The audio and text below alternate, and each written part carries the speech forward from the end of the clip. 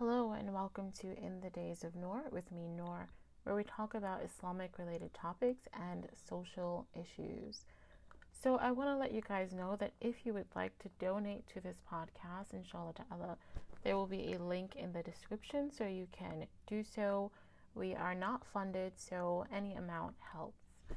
Today, I want to talk about resilience. I'm going to a a blog post that I wrote in January called Teaching Our Daughters to Be Resilient, Resourceful and Unafraid. And it's actually a post. Sometimes I find myself not wanting to share certain posts. I want to write it, but I won't necessarily want to tweet it out or share it on Facebook or anything. And I think this was one of those posts, and I'm actually going to share it tomorrow on Facebook. But it was a post that I felt I needed to write, but I wasn't necessarily ready for any controversy that may have come along with it. And I know that when I've had conversations on certain issues, when it comes to marriage, when it comes to men's responsibilities, when it comes to women not having to work, etc., that has been a sort of hot topic, so to speak. And of late, I'm just not as interested in getting involved in controversy or back and forth in social media. Not that I necessarily was in the past, but I think in the past I was willing to risk it for the sake of saying something that I felt was important.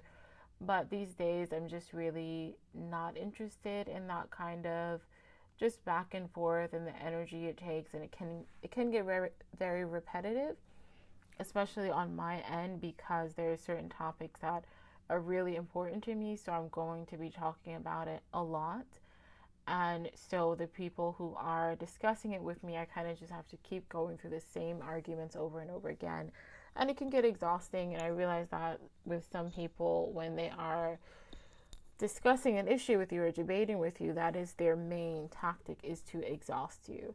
And so I just wasn't interested in dealing with that if that was to happen, Allahu Alam, with this post. But I did feel like it was very important, and it was important for me to write and to really lay out.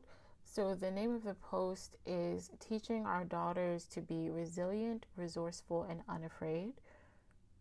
So I just want to really go over the post again and give some more commentary to my thought process on this.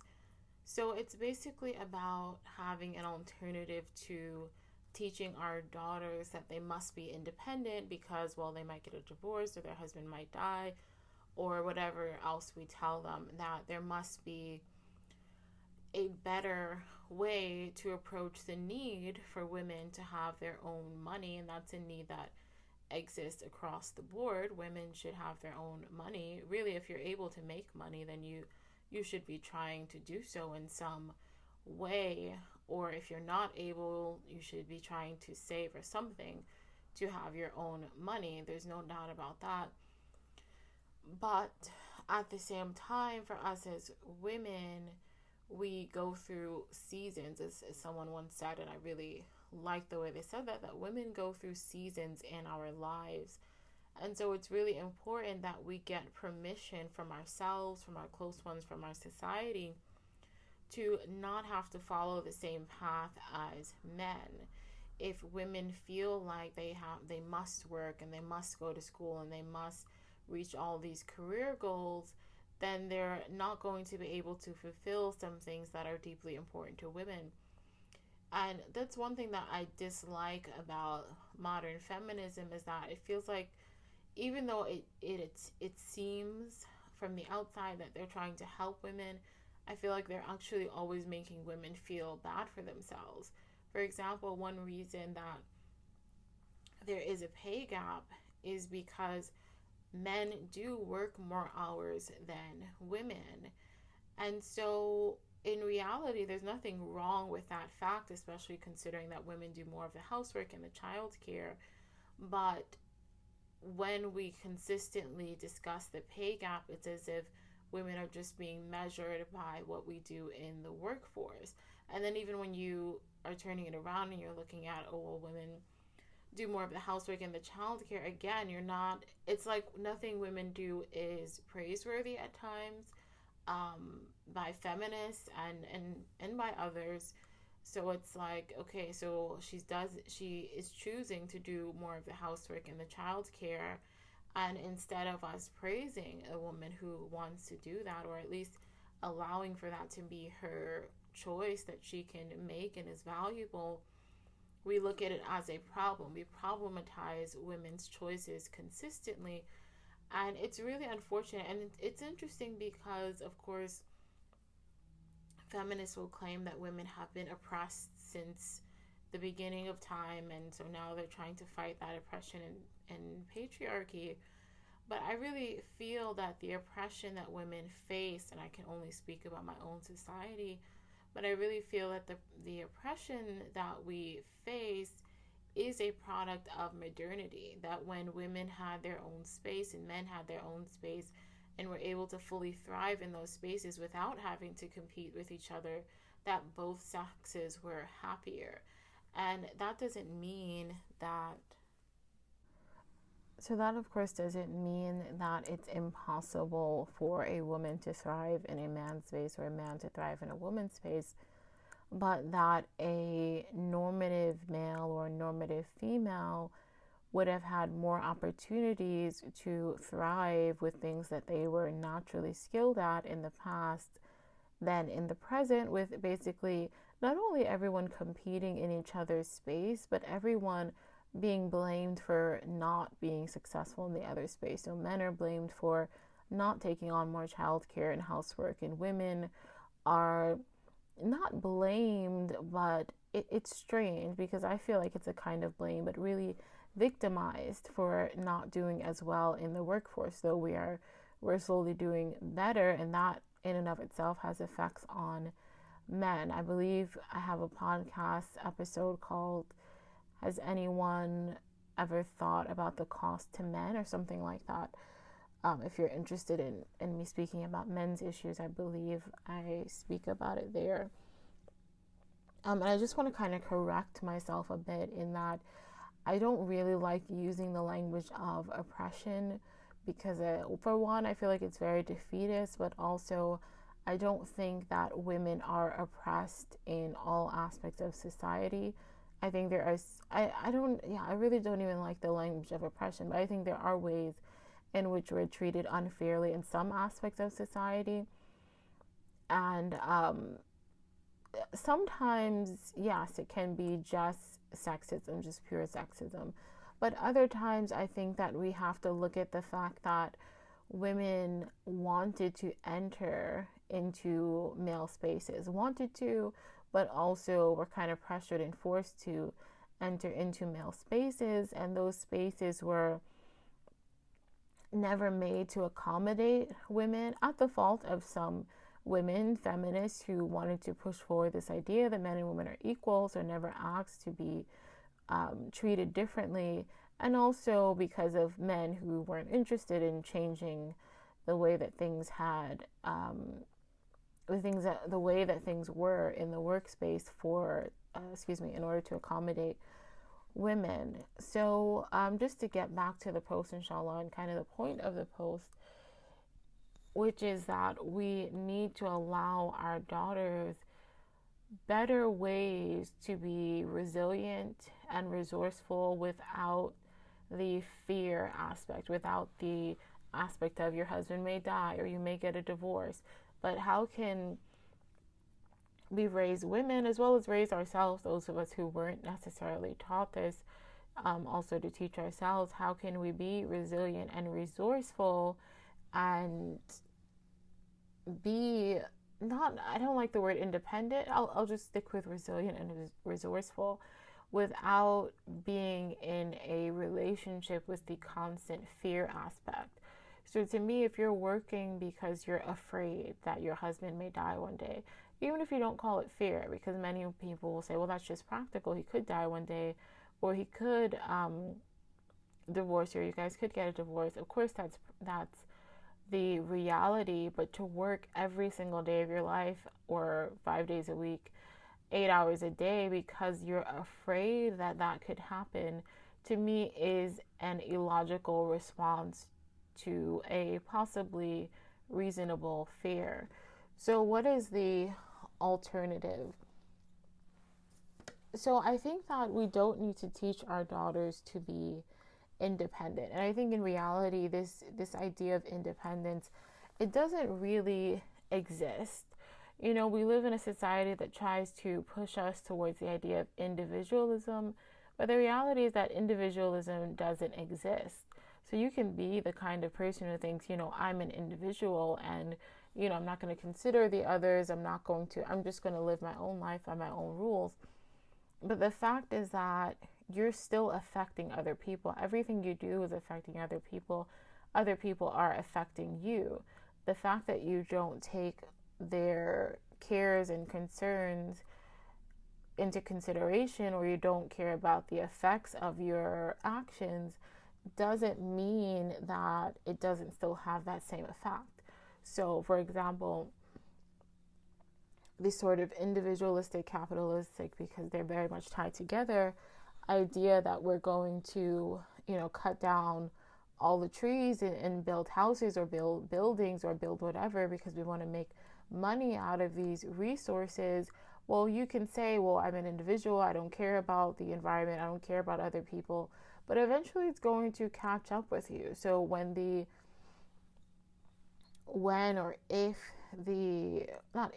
as the pollution increases in any environment, it's going to affect you as well. It's not as if you can be completely, it's not as if you can completely distance yourself from the effects of your actions just because you're an individual and you don't care. So whatever it affects, maybe it won't catch up to you immediately, but maybe it'll catch up to you more slowly. And so someone could think, well, if a person is really rich, well, they can just take their money and move to another country, or even if the whole planet goes down, they can move to the moon or something. And still, I mean, that would be a really great and sort of pointless sacrifice for what? Like, what would you gain by ending up alone? There's a beautiful example in the show. What is it? It's an old classic, The Twilight Zone, where this man, all he wanted to do was have time and silence silence and space, be left alone so that he could read his books. And then finally something happened, I think, to the world, and everybody died or something like that, and or disappeared, something. And he was so happy that he could finally read his books. And then what happened? He accidentally stepped on his glasses and then he couldn't read. So it's like, if you live a life where you're going to burn all your bridges, you don't even care about the environment, you don't care about anyone but yourself, that is more than likely not going to be a very happy life in the end. And even still, even if you can get to a point in life where you really say or feel you're not dependent on other people, which is probably impossible for 99.9% of us, you're still dependent on something. So in that example, the man, okay, now he had all this space so he could read and not be bothered. What happens? He stepped on his glasses. He was in need of those glasses. Or even we can look at it in a more direct way. Our relationship with Allah subhanahu wa ta'ala, we're dependent on Allah keeping our bodies functioning. So we're all first and foremost dependent on Allah subhanahu wa ta'ala, and then secondarily dependent on people or on the environment or on resources and places. There are so many different things that we need in order to keep our lives afloat. So the idea of independence is false. So when you teach your daughter that she should go to work so she can be independent instead of relying on a husband, that's really a false idea, because she would be dependent on a corporation. And just like people get divorces, people lose their jobs, so no one says, make sure you get a husband who can take care of you because you might lose your job. But really, it would make just as much sense. People lose their jobs, people get divorced. One is probably not more likely than the other. So what should our daughters Okay, so I asked in the blog post, should our daughter's independence be our primary goal? So obviously I don't believe so. So I said, in encouraging our daughters to be independent, which parentheses in reality means being dependent on a corporation to fulfill her needs instead of her husband, we're also treating divorce as a passive occurrence. So the reality is that when people get divorced, it's for a reason.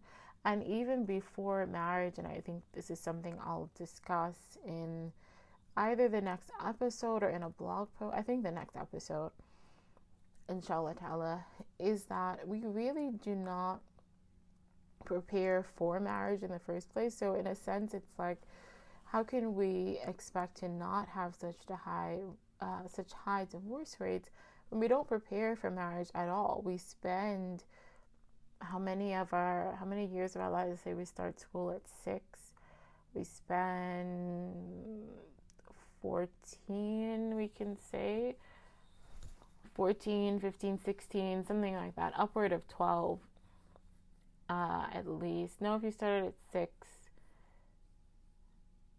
10 or more years of our lives in school. And some of us will go to undergraduate or graduate, or we'll go to trade school or learn some kind of skill. And all of this is in preparation to get a job. I mean, inshallah ta'ala, you also learn for the sake of learning and being a better person and having knowledge. But a lot of our learning is for the sake of having a job. And nowhere in that learning do we learn how to be good spouses. And I'm not saying that that's the school's job at all. You know, if we had those kind of programs, it would be great. Like they used to have home economics, but I definitely wouldn't say that's the school's job. That's definitely a parent's job. And even for us as women and men, when we are young, in our late teenage years or early 20s, we should be using that time to prepare for marriage. And it's really unfortunate, even for myself, that even those of us who know we want to get married, we desire to get married, maybe we always wanted to get married, dreamed of getting married, we probably still didn't really prepare for it. I mean, for myself, I remember taking one course a couple years ago, and I read 2 books, and there was one other book that was also about marriage, but I was reading it for school. So maybe 3 books in one class, I could say, directly about marriage a couple years ago. And so, you know, that's okay. That's like a quick that should almost be like a quick refresher. But in reality, why don't we take it seriously? Why don't we take it seriously enough to have 1-year courses or 1 or 2 years of schooling just to teach us how to be married? Because marriage is so valuable. It is a foundation for the family, which is a foundation for society. But instead, we are preparing both our men and women to work. And I believe that because even for men, though they are providers, simply learning to have a skill and get a job is not enough of a preparation for being a husband, even just for the provider part. Because just because you have a job, that doesn't mean that you learn how to provide for someone else. It doesn't mean that you know what responsibility is, how to put others before yourself, how to take care of the household. They don't have a lot of relation. Like, it's important for him to know how to make money and take care of himself, but without that added subhanAllah, I'm like losing my words. Without the added knowledge, the added training of how to take care of someone else, how to put someone else before yourself, how to have ethics, why to even care, why to take care of your family.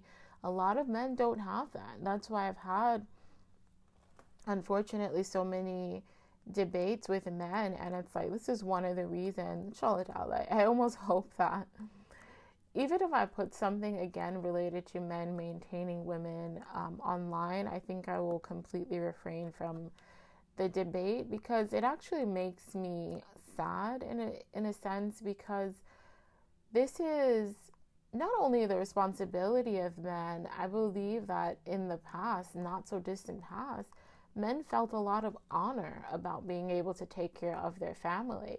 And now you have men who, there was some meme I saw that said, a woman without a job is a bill. That basically saying, like, if a woman, if your wife or your, I guess for them, girlfriend, whatever, non-Muslims, that basically if you're with a woman, for a man who does not have a job, then she's dead weight, she's useless. And sadly, there are a lot of men that think that, believe this in our times. We have so many songs about men who like women who are independent and that kind of thing. So there aren't a lot of men who are being taught to have pride in taking care of women. And it's very interesting, because you have to wonder, where did we lose that? Like, where exactly did we lose that idea? Where did men lose that pride? And a part of it may be the fact that women started working, so now it's not a distinctly masculine thing to work and take care of a family. Obviously, a part of it could be the breakdown of the family that happened in the 70s, so there weren't a lot of men even there to teach their sons, or even there to be an example of a man taking care of his household. It could be many different things, Allahu Alam. But it would just be so beneficial to us if we had courses like that where we trained to be spouses, because unfortunately in the West, and I'm not immune to this at all, then we have this idea that basically you fall in love, and as long as you're in love, everything works out. I mean, look at how many movies do we see where people break up, get divorced because they say they're not in love anymore. So our concept of marriage is that as long as you're in love, then the marriage will go smoothly. And once you're not, then, well, break up, because that's what marriage is all about. And so we don't put the time and attention and the strength into, or teach people how to have strength into keeping their marriage together. But also, what I'll talk about in the next episode is looking for the right spouse in the first place. Because again, if our only prerequisite is love, I think that is precisely what ruins a lot of our marriages, because you get married and you realize, oh, love is not enough to sustain this union, to sustain this bonding together of two human beings, that you actually need a lot more than love. And I think if we brought just a basic skill set into our marriages, we'd be a lot better prepared. Like, for example, I think that a lot of women today, and again, I'm not immune to anything I'm saying, don't realize that men still really value cooking and cleaning.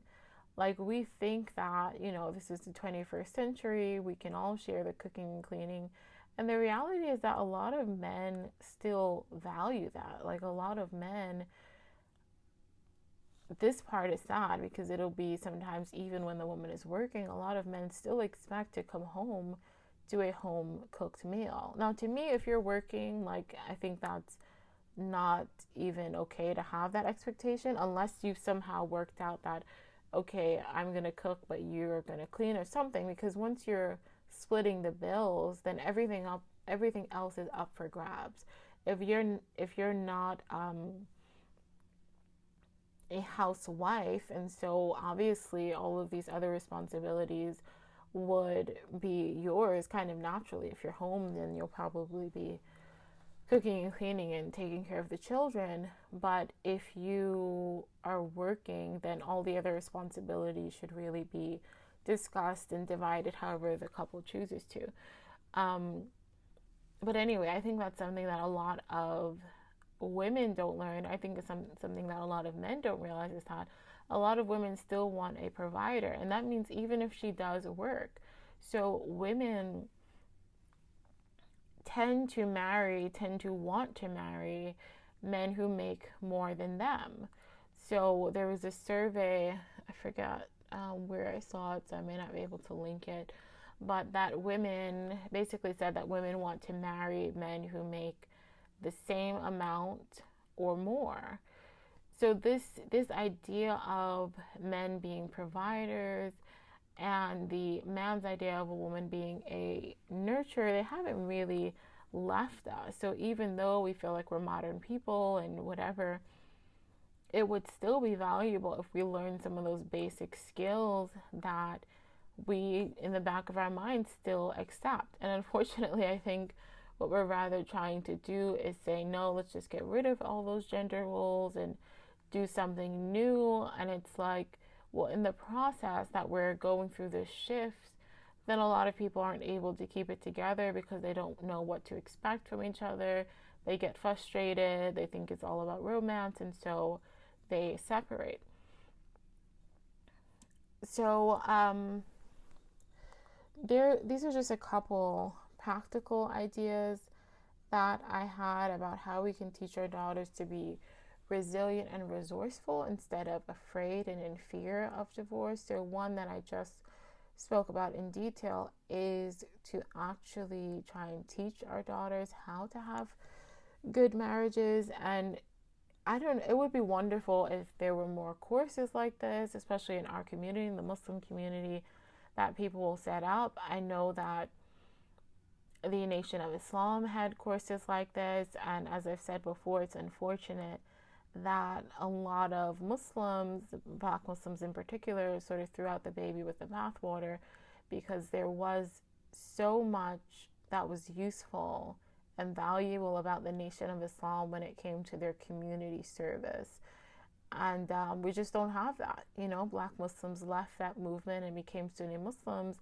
And alhamdulillah, we're Muslim and we have the correct Aqidah, but what have we done for our community? I mean, I wasn't alive when the NOA was strong. I only know its legacy.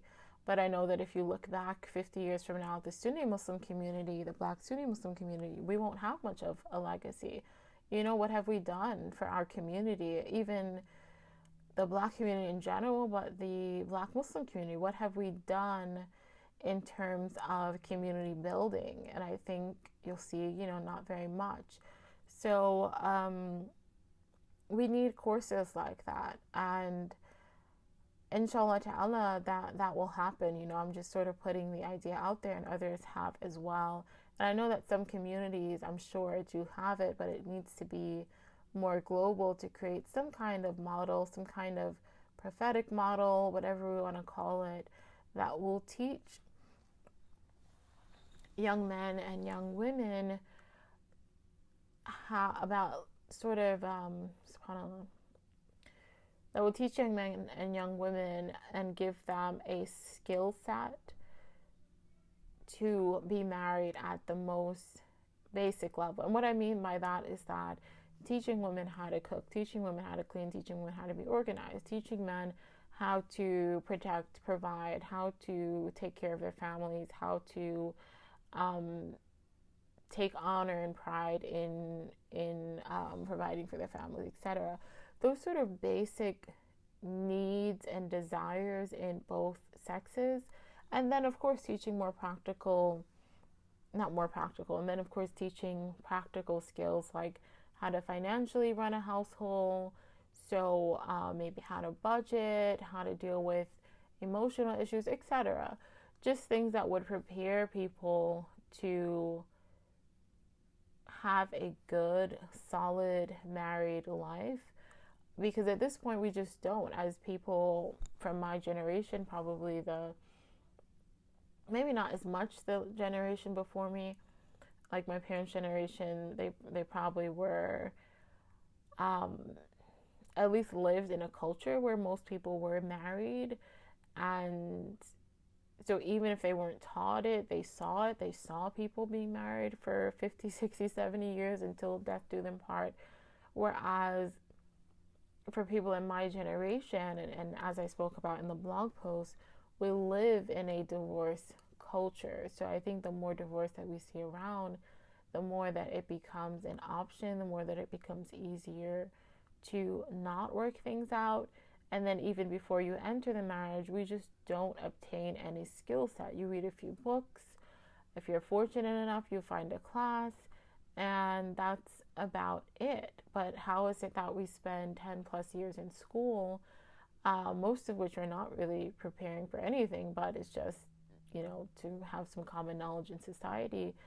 But how is it that we spend that much time to prepare for a job? Even if you want to just look at the 4 years we spend in undergraduate, or 6, or more than that if you go to a higher level. Even if you want to look at 1 or 2 years you spend in trade school, comparatively, how much time do we spend trying to prepare for marriage? I think if we taught our daughters that that was a valuable part of life, and somehow try to train them, to our daughters and sons, but we're just talking about daughters in particular, how to be married, that would be valuable in and of itself, and trying to be resilient. Because if we're fearing divorce, why not focus on trying to be married as best as possible, and before that focusing on who to marry.